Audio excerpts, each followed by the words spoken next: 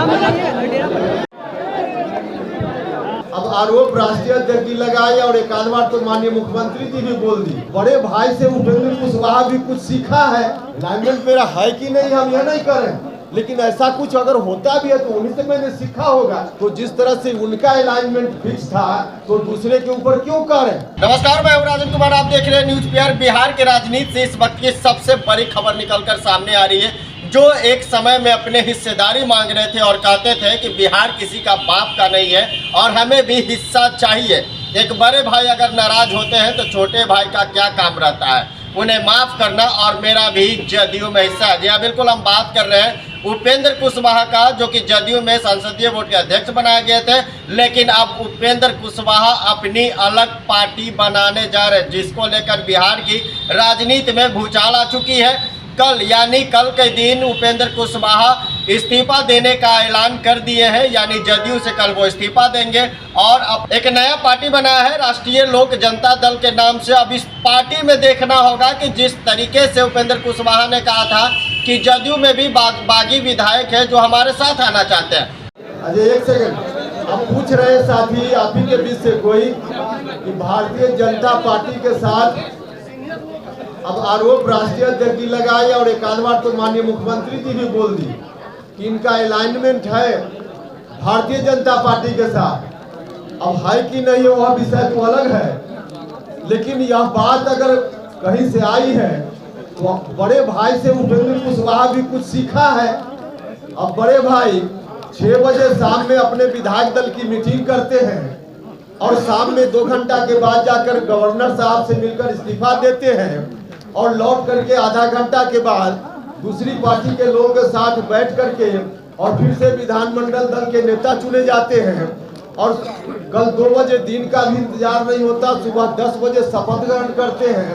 तो जिस तरह से उनका अलाइनमेंट फिक्स था तो दूसरे के ऊपर क्यों करें। अलाइनमेंट मेरा है कि नहीं हम यह नहीं करें, लेकिन ऐसा कुछ अगर होता भी है तो उन्हीं से मैंने सीखा होगा। बहुत धन्यवाद।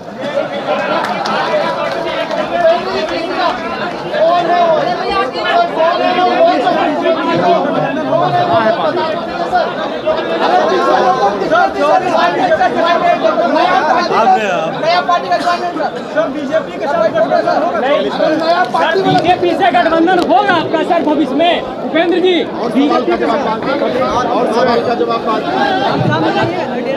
अपने साथियों की मदद से, बिहार भर की जनता की मदद से आगे चलकर जरूर उसको हासिल करेंगे। जो एग्रीमेंट इन लोगों ने किया है आरजेडी के साथ, उस एग्रीमेंट को खारिज कराकर करने का काम करेंगे। लेकिन हम यह भी बताना चाहते हैं साथ साथ, जो विरासत कभी कर्पूरी ठाकुर जी के बाद लालू जी, फिर नीतीश जी, आज फिर से हम लोग उस विरासत को अपने हाथ में लेने के अभियान पर निकल पड़े हैं। वह विरासत हम लोग के हाथ में आएगी तो और लोगों की तरह इस विरासत को हम कहीं गिरवी रखने का काम नहीं करेंगे।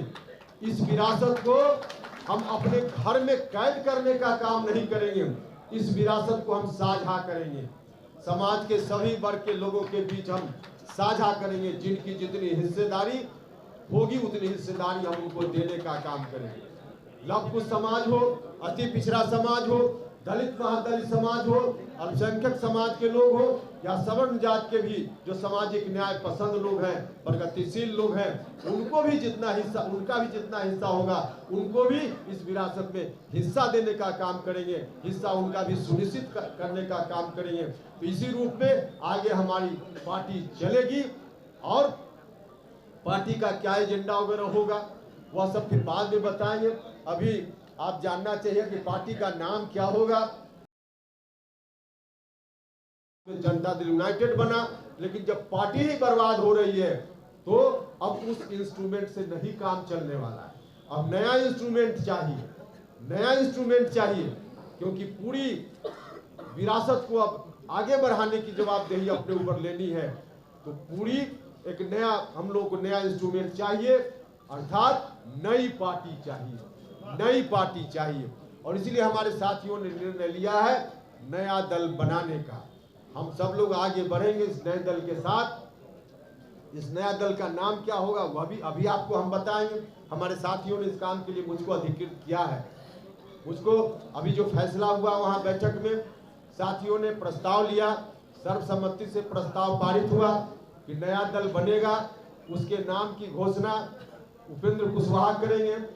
एक और निर्णय इन लोगों ने लिया कि जो नया दल बन गया है, आज निर्णय हो गया, उस निर्णय को कार्यान्वित मुझको करने की जवाबदेही मेरे ऊपर लोगों ने दी है और उस नई पार्टी का राष्ट्रीय अध्यक्ष भी लोगों ने मुझको बनाया है। यह जवाबदेही भी मेरे ऊपर है और इसी जवाबदेही को देते हुए साथियों ने कहा कि पार्टी के नाम का भी ऐलान आप खुद कर लीजिए। तो अभी आपको पार्टी का नाम बताएंगे, लेकिन यह पार्टी आगे पूरी विरासत को आगे ले चलेगी। जननायक कर्पूरी ठाकुर जी की विरासत को हम बंधक नहीं बनने देंगे। भले हमारे बड़े भाई ने बंधक बना दिया है, आरजेडी के साथ एग्रीमेंट कर लिया है, लेकिन उस एग्रीमेंट को हम जनता के बीच जाकर तोड़वाने का काम करेंगे। जनता से कहेंगे कि बड़े भाई ने गलत ढंग से पूरी जायदाद कहीं गिरवी रख दी, इसको जनता की अदालत में जाकर हम खारिज कराएंगे और पूरी विरासत को हम अपने हाथ में लेंगे। इसलिए आज हम हिस्सा की बात नहीं कर रहे हैं, हम तो मुकम्मल की बात कर रहे हैं। 20 का चुनाव, अंतिम चुनाव नीतीश जी ने लड़ा विधानसभा का, अब तक का सबसे अंतिम चुनाव। उस चुनाव में भी 15 साल बनाम 15 साल नीतीश कुमार जी ने नारा दिया। तो वहां से अब उत्तराधिकारी बनाने की बात, अपने घर में इनको उत्तराधिकारी नहीं दिख रहा है, इसलिए पड़ोसी के घर में झांक रहे और झांक रहे। इसके पीछे बड़ा कारण है कि जो अगल बगल लोग इनके हैं वैसे लोग नहीं आ पाए या नहीं लाए गए। जो लोग बैठे हुए हैं उनको बिहार की जनता से कोई लेना देना नहीं, वो निजी स्वार्थ में लोग काम कर रहे हैं। भागते भूत की लंगोटी सही, अब बर्बाद हो रहा है तो कुछ भी अपने हाथ में आ जाए।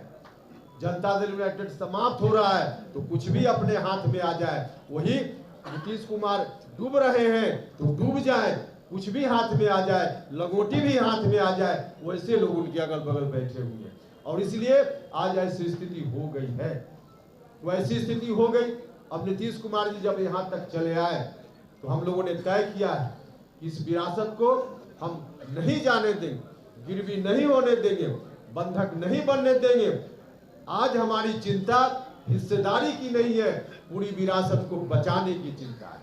और पूरी विरासत इसलिए बची हुई थी कि कोई पार्टी, क्योंकि राजनीतिक विरासत को बचाने के लिए, बढ़ाने के लिए एक इंस्ट्रूमेंट के रूप में कोई पार्टी होती है। अगर मान लीजिए कि उपेंद्र कुशवाहा जदयू को डैमेज कंट्रोल के अंदर ले जाते हैं तो जदयू को भारी नुकसान होगा। महागठबंधन की सरकार है, आरजेडी आगे हो जाएगी और भाजपा इसके आगे क्या कुछ रणनीति बनाएगी, वो तमाम खबरें आपको हम बताएंगे। लेकिन जो खबर निकल कर सामने आई है, उपेंद्र कुशवाहा का नया पार्टी ऐलान, कौन लोग साथ में जाएंगे वो देखना होगा और क्या कुछ असर